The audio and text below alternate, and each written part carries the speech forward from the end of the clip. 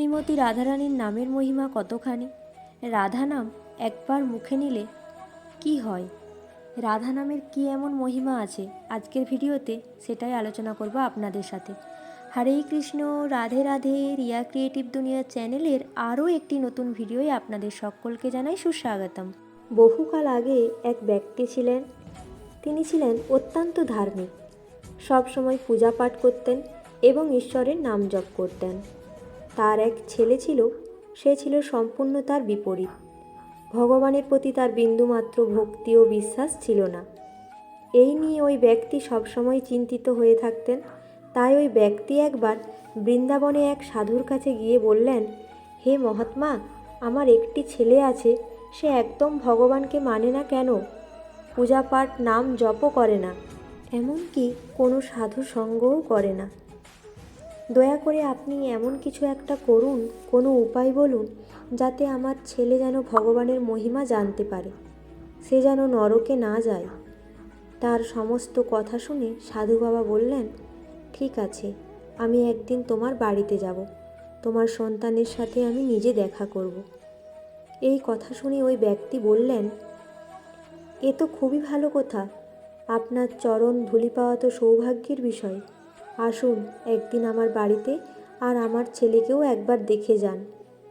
এরপর সাধু একদিন ওই ব্যক্তির বাড়িতে গেলেন, কিন্তু সাধুকে দেখে ওই ব্যক্তির ছেলে প্রচণ্ড রেগে গেল। সে কখনোই কোনো সাধু বা বৈষ্ণবকে সহ্য করতে পারত না। তাদের জন্য তার মনে এত ঘৃণা, এত বিদ্বেষ ছিল যে তাদের দেখলেই সে ঘরের দরজা বন্ধ করে দিত। এমনকি এই সাধু বাবা নিজের বাড়িতে আসতে দেখে সে নিজের ঘরের দরজা বন্ধ করে দিল।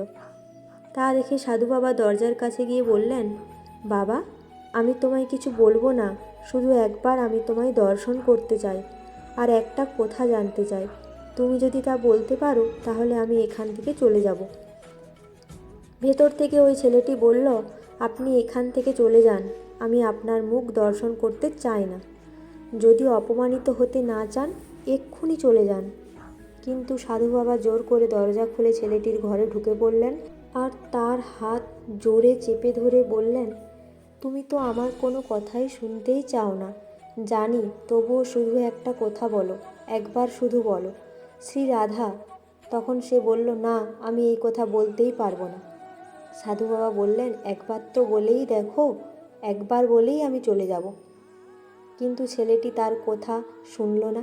তখন সাধু বাবা বুঝলেন ছেলেটি খুব জেদি, ভালো কথায় কাজ হবে না। তাই ছেলেটির হাত চেপে ধরে ঘুরিয়ে দিয়ে বললেন, এইবার বলো শ্রী রাধা, না হলে ছাড়ব না।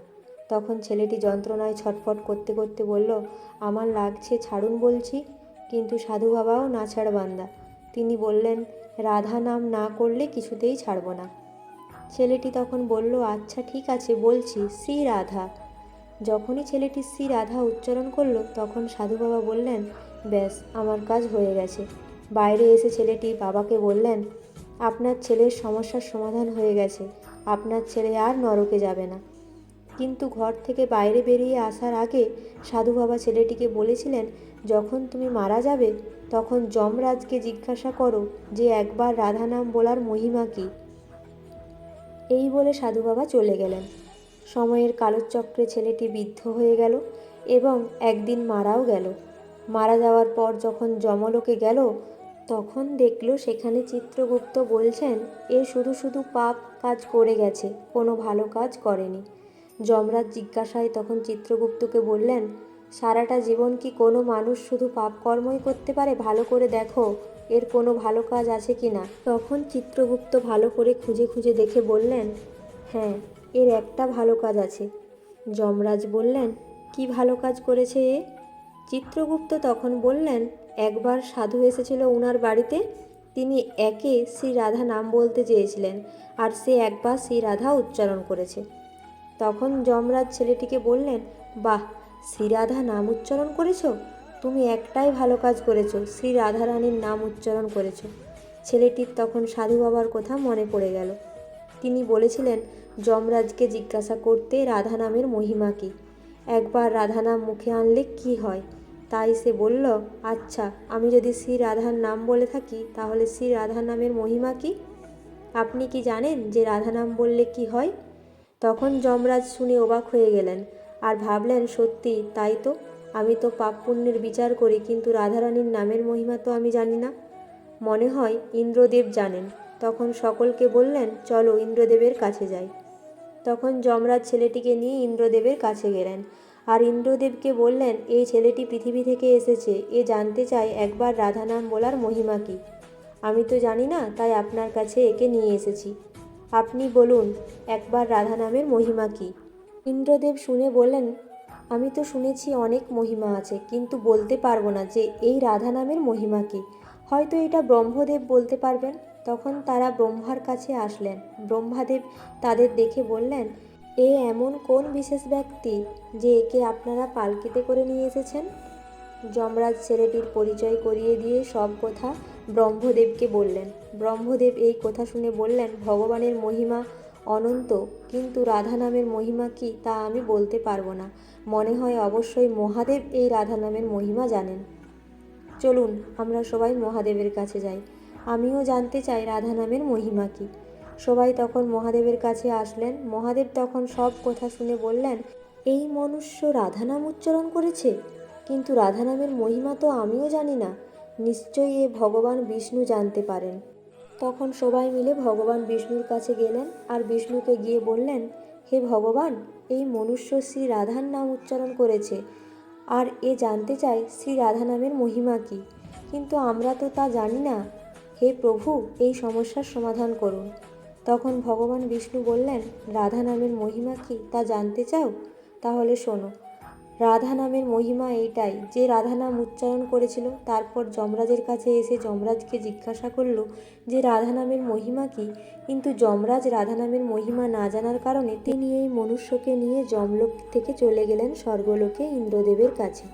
ফলে সে স্বর্গলোকে উন্নীত হলো।